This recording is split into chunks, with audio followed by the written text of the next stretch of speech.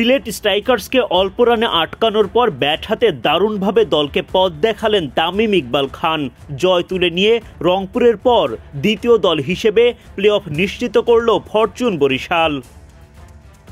সিলেটের দেয়া ১১৭ রানের লক্ষ্যে বরিশালের হয়ে ইনিংস শুরু করতে নামেন তামিম ইকবাল ও তাওহিদ হৃদয়। বাউন্ডারি দিয়ে রানের খাতা খোলেন হৃদয়। নাহিদুলের বলে ছক্কা হাঁকাতে গিয়ে আরিফুলের হাতে ধরা পড়েন তিনি।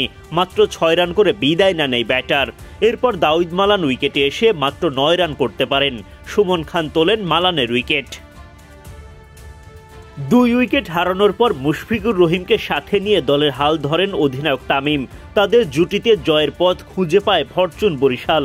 সেখান থেকে সিলেট চেষ্টা চালালেও অল্প পুঁজি নিয়ে কিছুই করতে পারেননি তারা। দারুণ একটা জয় নিয়ে মাঠ ছাড়ে বরিশাল। সিলেট ও চট্টগ্রাম পর্ব শেষ করে বিপিএল ফিরেছে ঢাকায়। রবিবার দিনের প্রথম ম্যাচে ফরচুন বরিশাল মুখোমুখি হয় সিলেট স্ট্রাইকার্সের। টস জিতে আগে ব্যাটিংয়ের সিদ্ধান্ত নেয় সিলেট। বরিশালের হয়ে প্রথম আঘাত হানেন মোহাম্মদ নবী। নবীর বলে সুইস হিট খেলতে যান জর্জ মানজি, কিন্তু ব্যাটে বলে ঠিকঠাক কানেক্ট করতে পারেননি। ধরা পড়েন তাইজুল ইসলামের হাতে। মাত্র ৪ রান করে বিদায় নেন মানজি। উইকেটে এসে ভরসা দিতে পারেননি ফর্মে থাকা জাকির হাসানও। জেমস ফুলারের বলে রিশাদের হাতে সহজ একটা ক্যাচ দিয়ে ফেরেন জাকির। ৫ বল খেলে মাত্র ৪ রান করতে পারেন তিনি। ব্যর্থতার মিছিল বড় করেন রনি তালুকদার। ফাহিম আশরাফের বলে তিনি ক্যাচ দেন মোহাম্মদ নবীর হাতে। ৯ বল থেকে ৯ রান করে বিদায় ঘণ্টা বাজে রনির। ফাহিম আশরাফ নিজের দ্বিতীয় শিকারে পরিণত করেন অ্যালেনকে।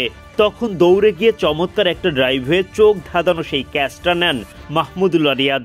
এরপর ফাহিম নাহিদুলের উইকেট তুলে সিলেটের ওপর চাপ আরও বাড়ান। মাত্র ৪৬ রানের মধ্যে পঞ্চম উইকেটের পতন ঘটে দলটির। সেই মহাবিপদের মাঝে পাকিস্তানি আহসান ও দেশি জাকির আলী গড়ে তোলেন জুটি, যদিও তারাও বেশিক্ষণ টিকতে পারেননি। নবীর বলে রিয়াদকে ক্যাচ দেয়া আহসান করেন ২৮ রান, আর ফুলারের বলে আউট হওয়া জাকের করেন ২৪ রান। এরপর বাকিরা লড়াই চালিয়ে গেলেও আর বড় পুঁজি গড়া হয়নি সিলেটের।